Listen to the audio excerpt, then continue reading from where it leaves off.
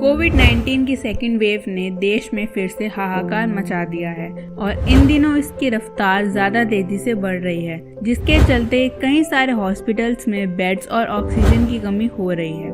कोविड-19 के मरीजों के लिए मेडिकल ऑक्सीजन सिलेंडर सबसे ज़रूरी चीज़ों में से एक है। इस वीडियो में हम बात करेंगे ऑक्सीजन क्या है, बनती कैसे है और क्यों India shortage of oxygen face कर रही है। वीडियो को बिना स्किप करे एंड तक देखना। तो चलिए वीडियो स्टार्ट करते हैं। पहले जानते हैं कि ऑक्सीजन क्या है और कैसे बनती है। ये बहुत बेसिक सा कॉन्सेप्ट है। Oxygen gas cryogenic distillation process के ज़रिए बनती है। वैसे तो ऑक्सीजन हवा और पानी दोनों में मौजूद रहती है। हमारे एटमॉस्फेयर में जो हवा होती है उसमें ऑक्सीजन की मात्रा 21% होती है, 78% नाइट्रोजन होती है। इसके अलावा 1% दूसरी गैसेस होती हैं। इनमें आर्गन, हाइड्रोजन, हीलियम, नियॉन और CO2 यानी कार्बन डाइऑक्साइड भी होती है। उसके बाद कुछ 4-5 पॉइंट्स हैं जो इसके प्रोसेस में कवर होते हैं। इस प्रोसेस में हवा को फिल्टर किया जाता है ताकि धूल मिट्टी को हटाया जा सके।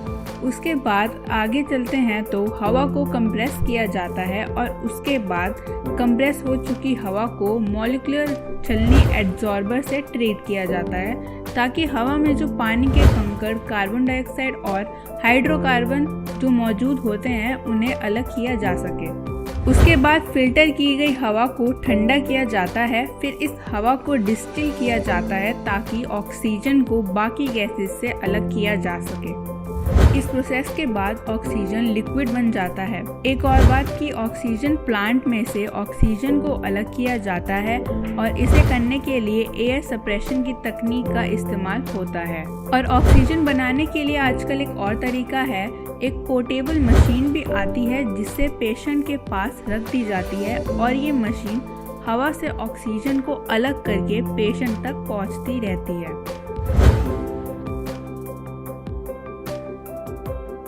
पिछले साल से ही कोविड के मरीजों की जान बचाने के सिलसिले में हॉस्पिटल्स में उन्हें ऑक्सीजन की सप्लाई पूरी करना सबसे बड़ा चैलेंज का काम कर रहा है। जहां जहां मरीजों के नंबर बढ़ते दिखे हैं, हॉस्पिटल्स में मरीजों को बेड देने के अलावा ऑक्सीजन देने में मुश्किल सामने आई है। कहा जा सकता है कि बीते साल दिवाली से होली तक के समय में कोरोना संक्रमण की कमी के आंकड़ों ने आम लोगों से लेकर सरकार और हेल्थ सेवाओं से जुड़े लोगों को इस महामारी को लेकर बेफिक्र कर दिया था। देश के लाखों गांव और कस्बों में ऑक्सीजन की सप्लाई एक चैलेंज बना हुआ था जिसको अनदेखा किया गया। इसकी सच्चाई ये है कि पिछले ही साल केंद्रीय स्तर पर स्वास्थ्य मंत्री, उद्योग और आंतरिक व्यापार विभाग के सचिव और राज्यों के सचिवों के बीच ऑक्सीजन की सप्लाई को पूरी करने की रणनीति बनाई गई थी और ऑर्डर दिए गए कि ऑक्सीजन सप्लाई को पूरी करने के लिए ऑक्सीजन टैंकर्स लगातार यातायात के लिए ग्रीन कॉरिडोर बनाए जाएं। पर ये सब धरा का धरा ही रह गया जब केसेस कुछ वक्त के लिए थमे। अब कोविड मरीजों को ऑक्सीजन की सप्लाई के लिए 9 मेन इंडस्ट्रीज को छोड़कर इंडस्ट्रियल पर्पस के लिए ऑक्सीजन सप्लाई सीमित करने और ऑक्सीजन एक्सप्रेस चलाने जैसे उपायों से हालत काबू में आ जाएंगे।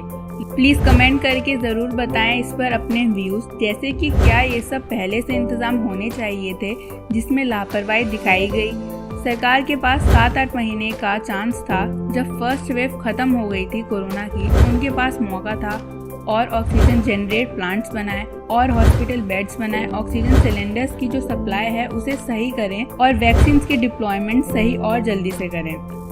ज़्यादातर ऑक्सीजन की सप्लाई सरकारी हॉस्पिटल्स को ही जाती है, मगर उन्हें समय से इसका भुगतान नहीं किया जाता। इस कारण से भी ऑक्सीजन सप्लाई ख़त्म हो जाती है, जिसकी कीमत मरीजों को अपनी जान गंवाकर चुकानी पड़ती है।